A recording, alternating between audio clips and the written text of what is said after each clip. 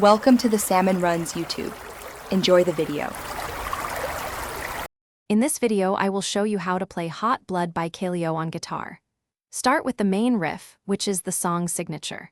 We'll use the E minor pentatonic scale, primarily on the low E and a strings. Pay close attention to the palm muting. It gives the riff its driving, percussive feel. This technique is crucial for capturing the song's energy. We'll break down each note and its timing to ensure you get it just right. Next, we'll tackle the verse chords. The progression is a straightforward E minor, C, G, and D.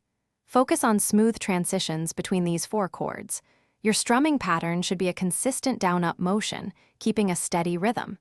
Aim for about 120 beats per minute to match the original song's feel. Practice these changes slowly at first, then gradually increase your speed. The chorus brings a dynamic shift. Open up your strumming for a fuller sound, contrasting with the verse's tighter feel. There are also some short, punchy lead licks that punctuate the vocal lines. These licks are often based around the E minor scale. For your tone, a slight overdrive or crunch will really make the chorus pop and give it that raw, bluesy rock edge. Finally, let's look at the bridge and outro.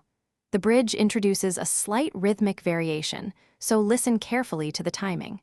The outro builds on the main riff, often repeating it with increasing intensity and some added lead flourishes. Experiment with vibrato and string bends to add expression to your playing, especially during the final sections. This will help you capture the song's powerful conclusion. Thanks for watching. Consider subscribing if we helped you.